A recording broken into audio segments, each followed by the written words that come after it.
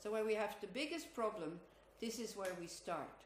Sometimes you hear in Lamrim text, start with your smallest problem first. Here this is for people who are advanced. Because again, don't just look, don't isolate these points. Look at point 1, 2, 3, 4, 5. Like for example, in the fourth point, in the third point, bring every situation into the path. So we already trained.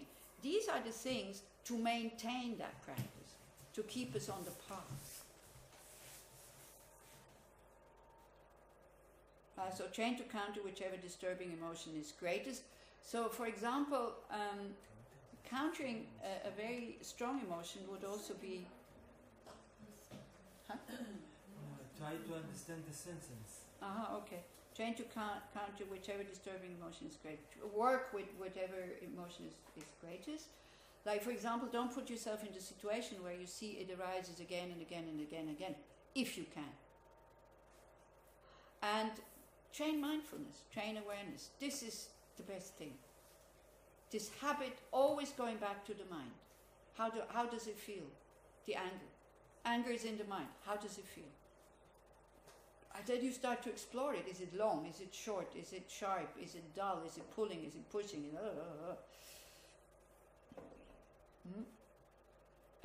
Give up every hope of reward. Simple. Do things because you want to do them, not because you expect everybody to praise you or that they will be kind to you and all this. This is one verse also from the 8 verses where it says, the person that I have benefited the most, and then that person harms me, I will see that person, I will put my person as high as I put my teacher, because they make me practice patience. My teacher is only teaching me how to practice patience, isn't it? Whereas that person who is harming me, and especially if it's somebody that is kind to us, that I was kind to, that one becomes the teacher. These people we need on the path. Some people sometimes come tell me, I never get angry. And then I just ask, well, has anybody ever taken something away from you that you didn't want to give? And they say, well, no. I say, well, then you don't know. We don't know. You see, if your life is going easy peasy and everybody does what you want to do, and still those people also get angry sometimes. Yeah? So if you have a difficult life and you get angry, it's normal. Again, it's normal. And then work with this. If the situation is like this, my mind is not trained, it's normal to become angry. So this is why I want to train my mind. Normal doesn't mean you just let it be. Accepting doesn't mean you just let it be. Yeah? But we're forgiving towards ourselves because we don't want to have these negative emotions. They arise because of ripening of karma, the habit. Yeah? Give up every hope of reward. I'm just doing these trainings. If there's enlightenment, yeah, maybe. If there's no enlightenment, well, so what? No problem. I can see that this works. It makes me more open. It makes me more courageous. I think I will never fall back into drugs and alcohol. So that already is good enough. I was able to fix my bad relationship to my mother thanks to this. It's good enough. It's good enough. Then if there is enlightenment, fantastic. If there's no enlightenment, it doesn't really matter. It's not so important.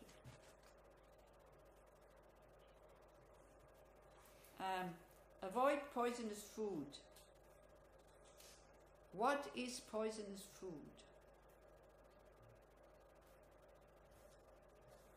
Coca-Cola. Self-cherishing. Following the self-cherishing. That feels good, but it poisons our future because it creates negative karma for the future. So this is what we first should give up. What the things that we like, the things that we enjoy? Huh? The food that we enjoy the most? Is that what you mean? What? No, is that what you mean by poisonous? The food that we enjoy the most? No, we should give up self-cherishing. You see, these are just examples. It doesn't say stop eating. It says give up poisonous food for the thoughts. I see. Mental food, Yeah. kind of. Following the self-cherishing. Another poisonous food is going for the 8 worldly concerns, which most of our intentions, most of our motivation is in order to avoid pain, in order to have pleasant feelings, in order to avoid loss, in order to have gain, in order to avoid criticism, in order to have praise, in order to have to have a good reputation, or to be known, and in order to avoid to be ignored. You see this whole thing about famous and not famous in the 8 worldly concerns. People think, well, I don't want to be famous. What it means, you want to be known by the people that you want them to know you. Like, you see, poor Richard Gere, when he comes to the teachings, everybody wants to take a photograph with him. Not because of him, but because of them.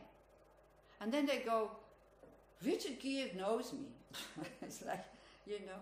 Or people ask me, do you know Richard Gere? Well, yes, I know him, but I'm not sure that he knows me. Probably not. I had some contacts with him, but very, very little. Yeah. The Dalai Lama, I know him, but he doesn't know me. So that's this whole thing, being known. You want to be known by the famous people, by the rich people, by the special people. I can see sometimes in people's face, you know, I don't remember them from anywhere. And they come like, don't you remember me? I say, I have problems telling them the truth. So I kind of say, and I let them talk. And sometimes it comes where I kind of met them, and then they go, you got such a good memory. Like, yeah. But it's painful for them when I say, like, no, I don't remember you.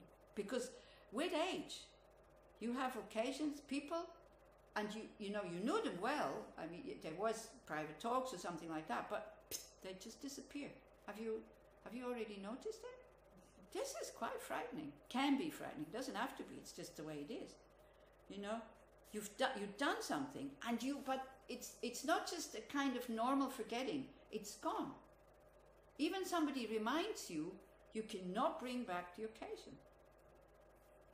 And I have this now I had a very good memory for faces and names, but it's totally gone. That looks like. Huh? Doesn't look like. Well, Itika will maybe also come. Who are you? And Rinpoche is doing that to people. Rinpoche is doing that to people who are sometimes working very hard for him. And when he comes, you know, many people standing there, and he goes, hello, who are you? Where are you from? To shake them? Then you can feel the eye. Wow, he doesn't recognize me. I did so much work for him. I run this center for so many years. Then you can feel the self-cherishing. I see you all smile. I guarantee you, it happens to you, you won't smile. You will feel hurt. How can you forget me? Yeah? So these 8 worldly concerns, this is poisonous food. When we work in order to get that and in order to avoid that. Yeah? And so we start to be more equanimous. Things go well, we breathe out. Everything that goes well, give it to others. Things go bad, loss, criticism, pain, we breathe in. Then the food that we're eating here, or what we're consuming, is not poisonous.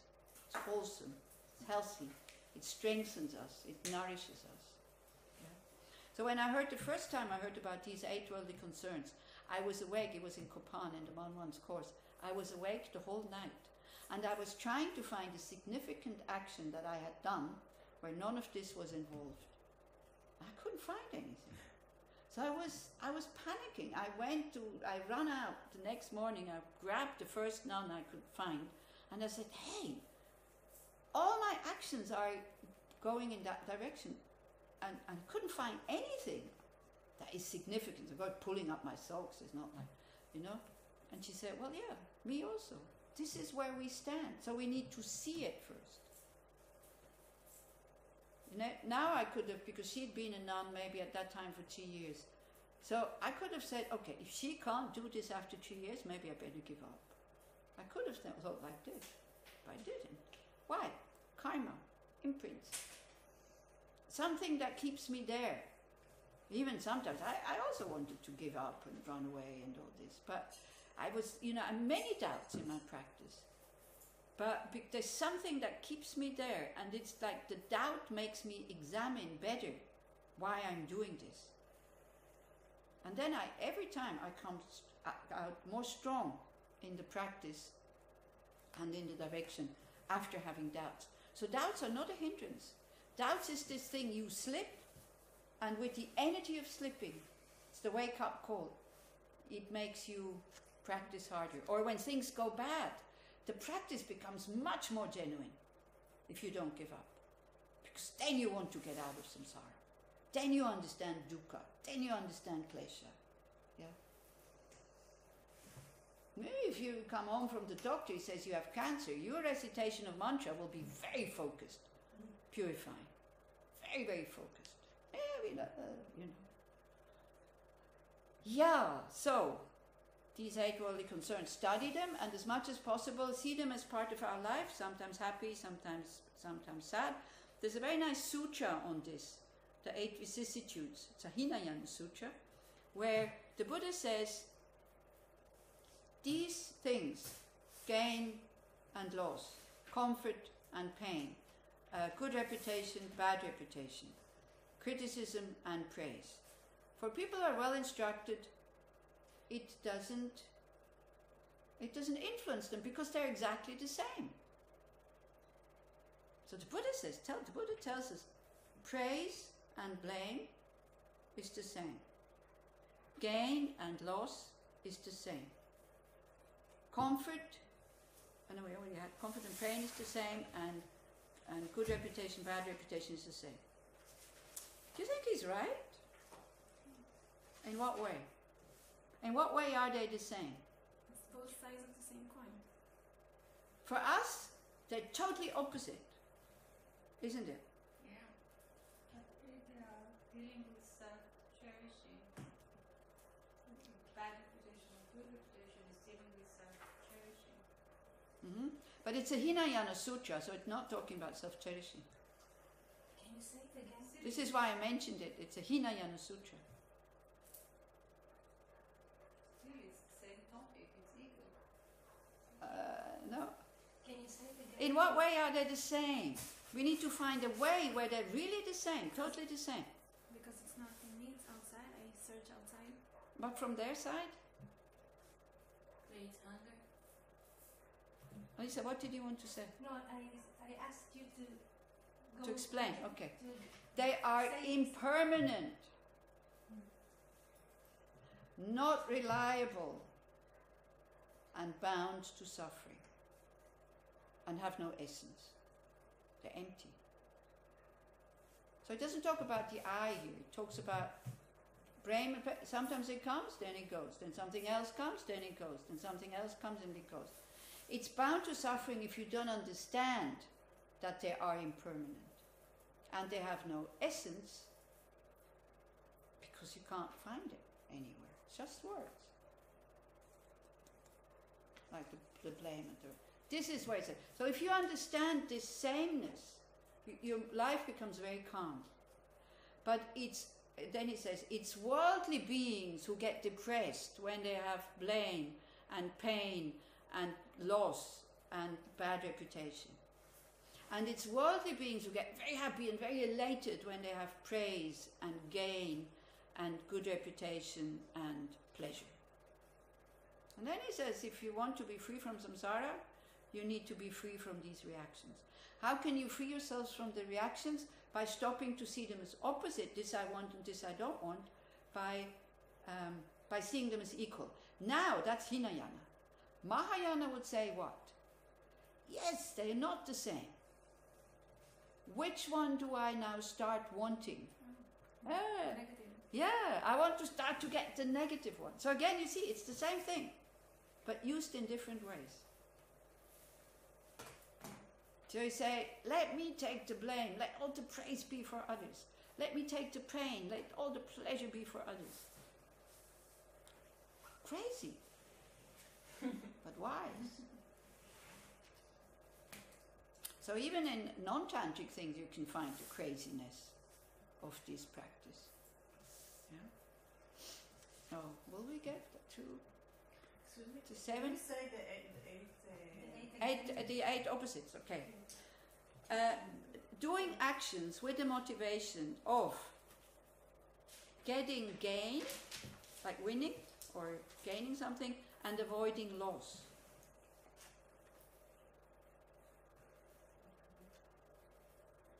Doing actions with the motivation of getting praise and avoiding criticism or blame.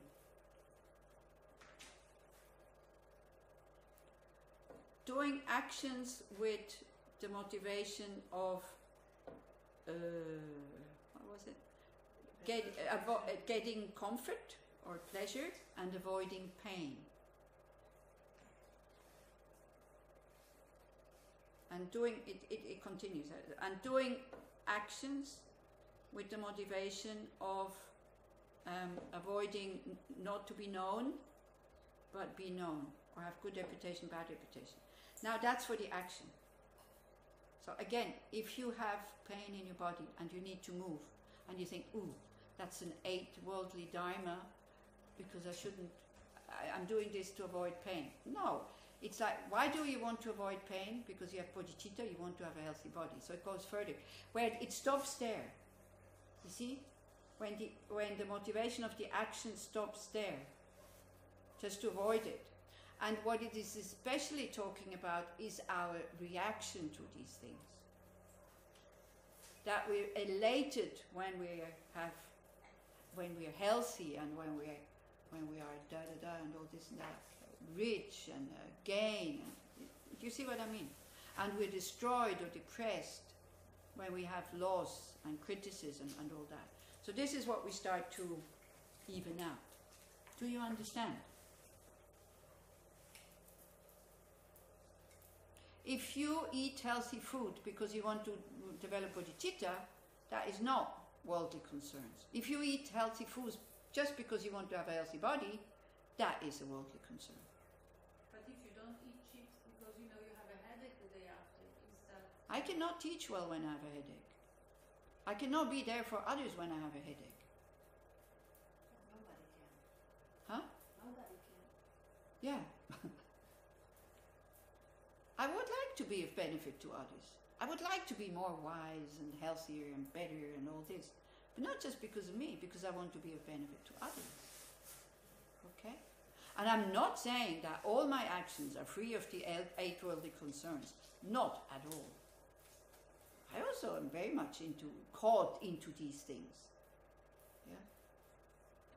But I do, for example, I also do actions because I think of my next life. The 8 worldly concerns are just concerned with this life. Okay? Just observe. And still do the same action, but widen your motivation. And when it happens, when there is pain, don't be so destroyed. When there is healthy body, don't be so, I have a healthy body, therefore I don't need to work with the mind. Because a healthy body, it's true, it has an influence on the mind. Then people think, okay, happy because I have a healthy body. I upkeep my yoga and my qigong and my this and my that. So therefore, why should I work with the mind? Do you see what I mean? Great. Don't maintain misplaced loyalty. I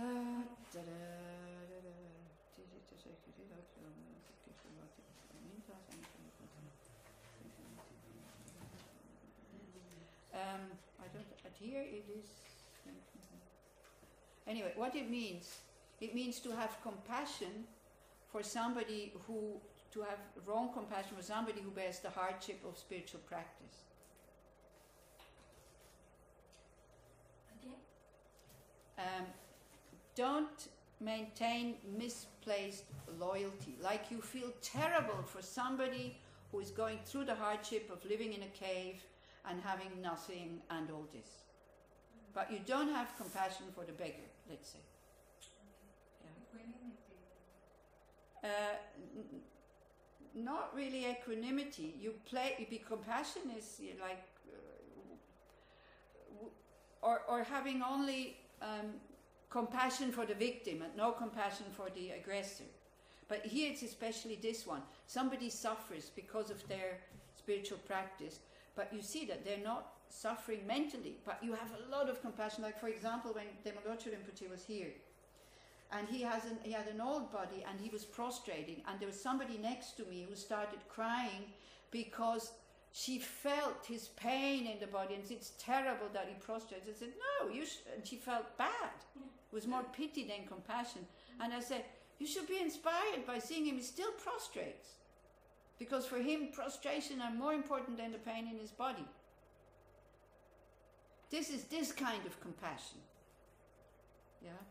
Or supporting somebody who is just reciting texts, but you not support the people who do meditation and who really practice. This is what is meant. Or you help somebody who is famous, but you don't help the one who is not famous.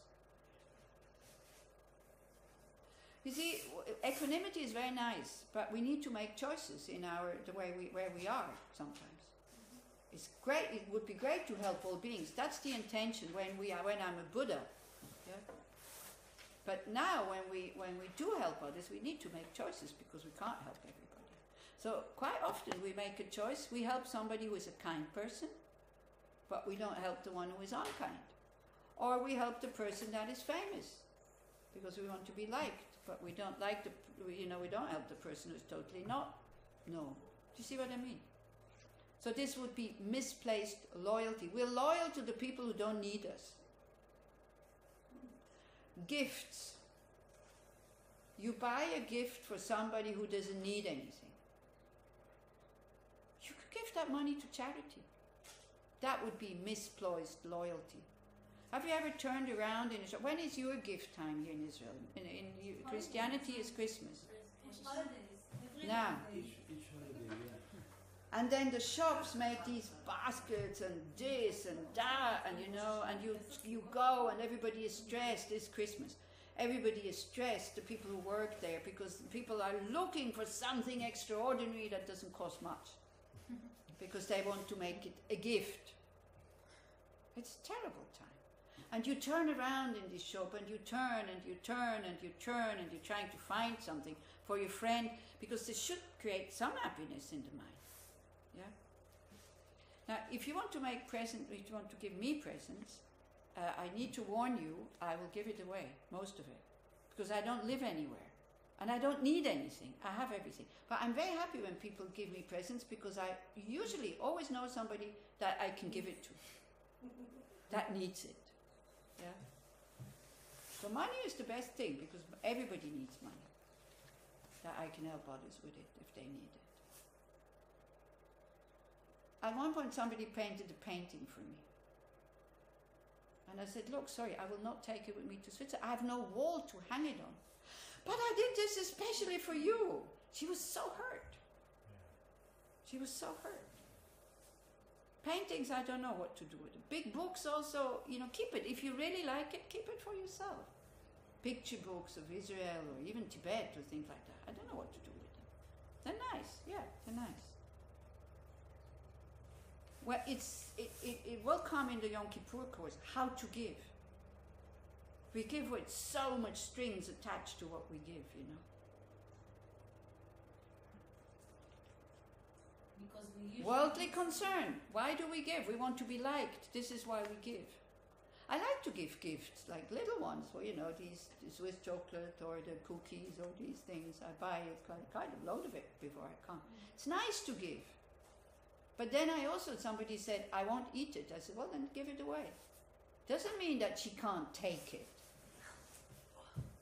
if she is not eating it. I said, you know somebody who would eat it? She said, yeah, my grandchildren. I said, okay, give it to them. It's fine. if you want to throw it, you can throw it. The ants will eat it. It's fine. It's also fine. Okay. So the motivation behind giving gifts. So that's this loyalty. Don't make sarcastic remarks. This is me. I do not keep that one. That means don't put others down by your so-called humor or cynicism or sarcasm. I have a terrible habit to do that. I know. I'm really trying to cut it. But it still comes up sometimes. And I do regret when I feel that, it's going on. Do not lie in ambush. Do not wait for somebody that you dislike to make mistakes. This also I noticed at one point. Somebody made a mistake, I got really angry, and thanks to already maybe 8-10 years in my practice, I was able to keep my mouth shut, but I felt this energy coming up, like she forgot to make the photocopies, as if the world is going to collapse because of that. You're like, psh. And then again, it's the awareness that comes and says, hey, what's happening? She forgot to make the photocopies. Of course, it's in Tushita, so we have to go down to the village. I guess now they have a photocopier, but then they didn't have. So it's like, we can go tomorrow. It's like, it's no big deal. And then somebody else came up. You enjoy being angry at her because you don't like her. It's true, I didn't like her. And because when it comes from deep, deep down, not a prefabricated slogan that we have in here, then the anger, the dislike collapses. And it did collapse. I stopped disliking her that instant. But why did that come up from deep down? Because the slogans, I had them here for many years, and then they go down. This is why we need these slogans. Yeah? And then, of course, the poor person, for quite a number of months, she didn't trust me. I could still feel that she was very careful of me, because I was quite cruel to her. Every little mistake I would pull out. Thinking, not thinking that this is not right, what you're doing here, you're exaggerating. Having some kind of perverse pleasure in it, almost. Yeah? So this is what we need to see, and this is what we need to be able to admit and accept, because then it can transform. Only then. Otherwise it cannot transform. Otherwise we keep it hidden, because we're ashamed. It's a terrible thing to do, I know. But we do it out of habit, self-cherishing, all that. Did you want to ask something? No. Don't lie in ambush. When you feel that mind who is waiting for a mistake so that you can criticize, try to avoid it. Breathe in the suffering of all others who have that shitty mind as well, because it is a shitty mind. It's a totally unjust mind. We all have it, if we're honest. But it's okay, we don't need to feel destroyed. You don't need to go like this now. It's okay, we all have it. We suffer because of that, but we can work with it. How? Through awareness, through learning these slogans, and to think, oops, again I fell into the trap. Again I did it. Have to be more careful. Otherwise, the self-cherishing as one, when you go like, ooh, I'm so bad, relax, it's okay. We can do something about this. Guilt is like, has no space on the path, because it just blocks you. It totally blocks you. We talk about this in the Yom Kippur course. Don't strike at the vital point. This means again and again and again picking out. They're all a bit similar, these points. Like somebody is already weak, and because of their weakness, they're nervous, they make mistakes, and you again and again you go into the same spot where you know it hurts. You go there, you go there, you go there. Yeah? Now we can, as you said, you can make people aware of their mistakes, but do it with kindness, do it when they're in a good state. Praise them, build them up first, and then say what is not right. Give them what they want first, and then they start to feel better about themselves. Not when they're already totally destroyed. And when you feel what you have maybe very good intentions, and you feel that it doesn't help what you're saying by pointing out the mistakes, and you see it, then stop. And wait until the person feels better.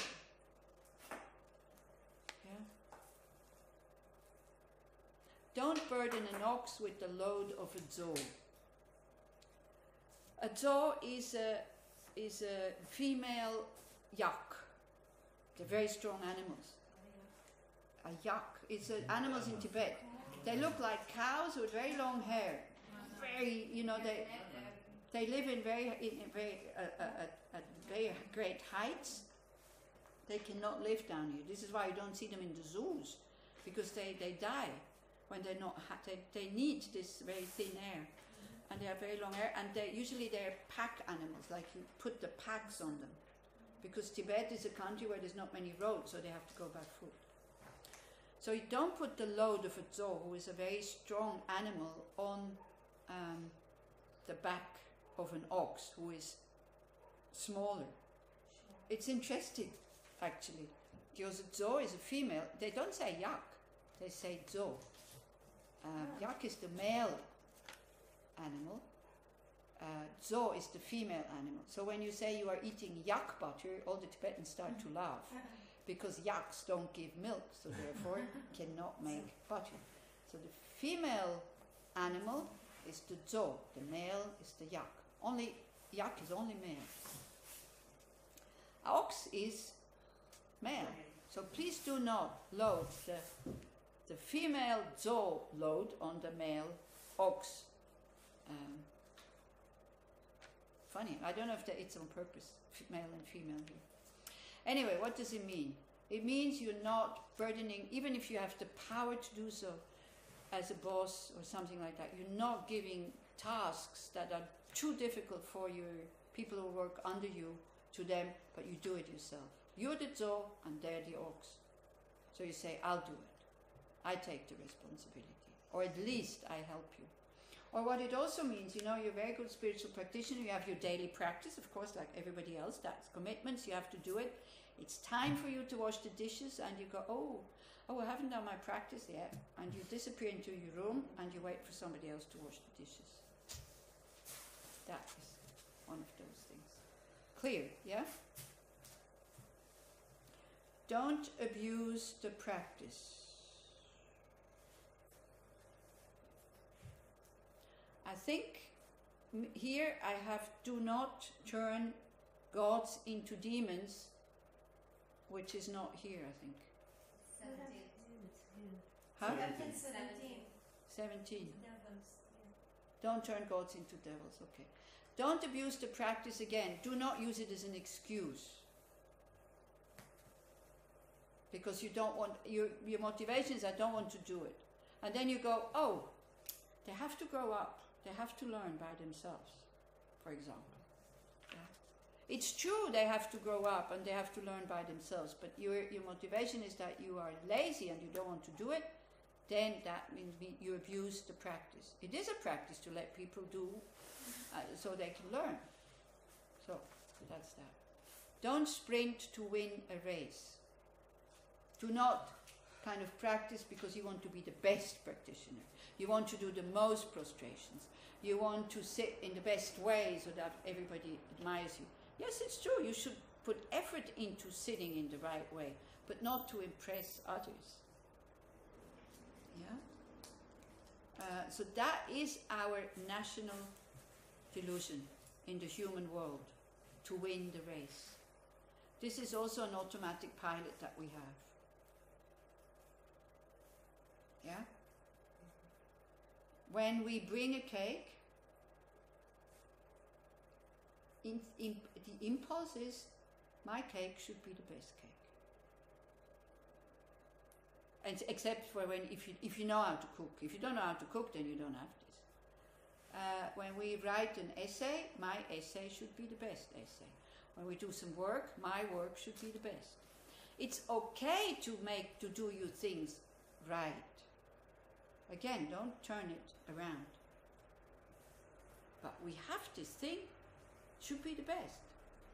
If I go to an exam, I shouldn't fail. Well, why not? You won't be the first one nor the last one.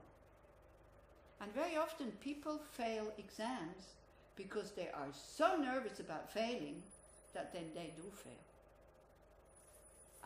I have given this advice to young people who were in front of an exam. I said, okay, so train the mind. You will fail, and then life still continues, it's okay. But I knew these people. I knew that they had worked very hard. Now, I wouldn't say that to somebody that I don't know, that maybe hasn't prepared. I would say something different. Yeah, so you see, each of these slogans needs to be seen when is it applied and when not. So work hard, yes, but not to be the best. Try to find that impulse also,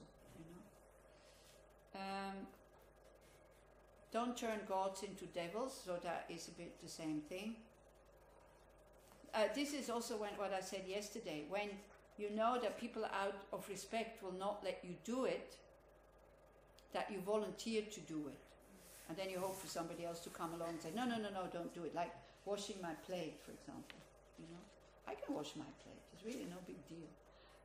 And I like to wash dishes on top of it, but people always take it away from me.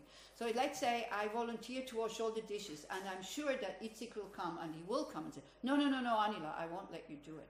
And I tell you what happened to me in Switzerland. It was in another center. I had participated in a course, not taught the course, so I was not the teacher.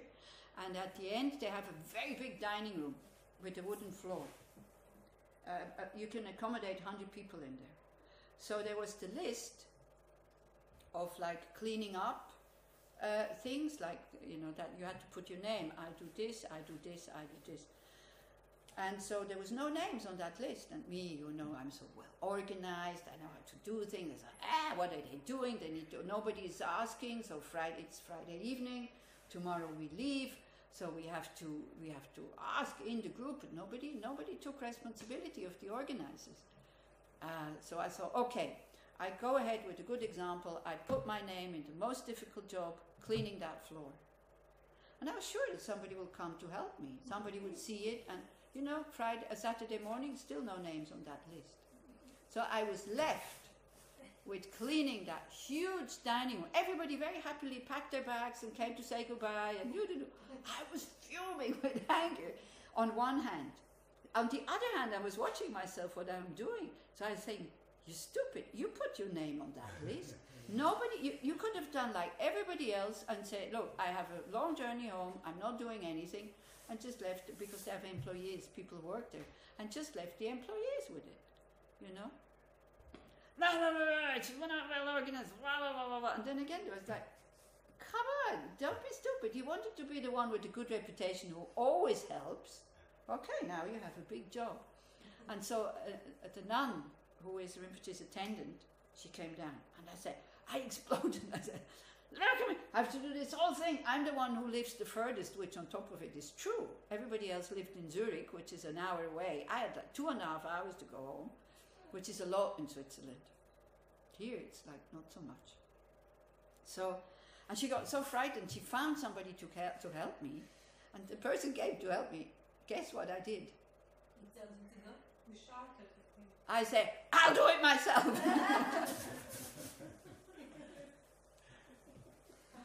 And then I got on the second bus, which is an hour later, and I cleaned the floor in a really sloppy way. So already on the way, I was sitting on that bus, I thought, you're so stupid. You come home at 5 o'clock in the evening, because it was finished with lunch. You come home at 5 o'clock in the evening or at 6 o'clock in the evening. What is the difference? And I thought, okay, I owe them a floor cleaning. I promised that I would, by myself alone, clean that floor. So the next course I went to attend, I went one day earlier, and in a very stable, calm, relaxed mind, I cleaned the floor. I put all the chairs up, I swept, and then I cleaned it with water. People said, what are you doing? I said, I owe it to you. I'm sorry. I created the debt by being so sloppy and by getting so angry. So now this is it. And now this is my job, cleaning that floor. And I do it with a lot of pleasure. Because I take the time, and if I have to stay longer, sometimes I even stay another night to help cleaning up. And this is so nice. this is for the volunteers. If you volunteer but you don't give yourself the time, you'll be a very unhappy volunteer. If you volunteer, you need to give yourself the time. So very often now. Again, I'm not telling you those things because I want to put myself up. I just would like to share what happens when you do these things. So very, very often, thank you, Lucy, very, very often, if I have the time, I go a day earlier and I stay a day longer and help with washing sheets and all this. And this makes the retreat really complete. You help preparing and you help cleaning up. And not like cleaning up. This is why I like the Yom Kippur retreat so much, because we can really take the time to clean up properly, because people cannot go home before it's dark. And then you... Huh? And not eating, or they're eating? No, they're not eating yet. Well, we leave it up to people. They can choose. If they want to fast, they fast. If they don't want to fast, they can eat. And then the ones who fasted, they wait for the stars to come out, and then we eat. This is so we have time, but even they eat or don't eat, they still have to wait. So it's like, because we finish before it gets dark.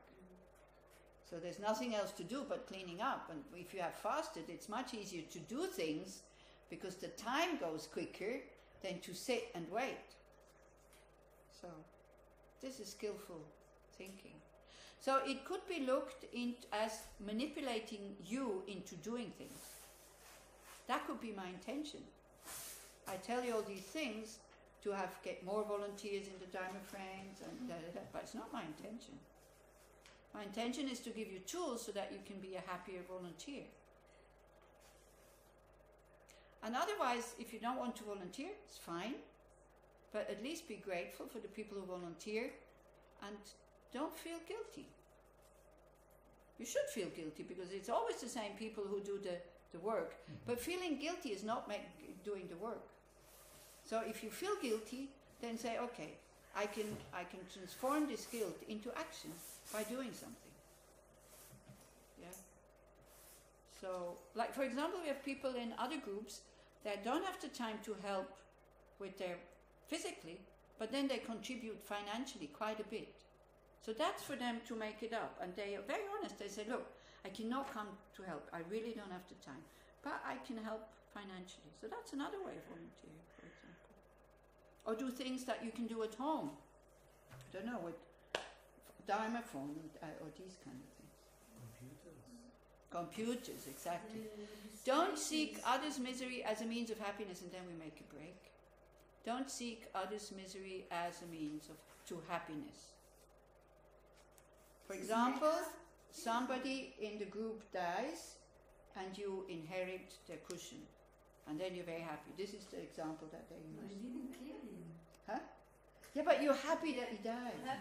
Finally, I get that cushion. Or finally, now I can be the attendant of Rinpoche. This is even worse, Because Rinpoche is usually because they need people who are efficient. And they need people who know how to do things because they have so much work. And it's a very heavy job, but it's a job because you want to be close to your master. So you're waiting for this. You're next in line, so you're waiting for that person to die. That would be the. Don't seek others' misery as a means to happiness. Or when you see they're making mistakes and you're happy that they're getting criticized and all these. But usually it's like we get the gain. Or somebody dies and you inherit and you're happy that they died. Finally you can get that money that you wanted. Yeah? When you do that, you create the cause for depression. It's negative rejoicing. You rejoice in the unhappiness of somebody else or the suffering of somebody else because you benefit from it, you get things, and that creates the karmic cause for depression. That's what Chogyam Trungpa Rinpoche says. Okay, so we stop here, we make a break. Lunch is at 12 o'clock. Yes. Okay. Not at 1? No, it's at 12. And the talk is at 1.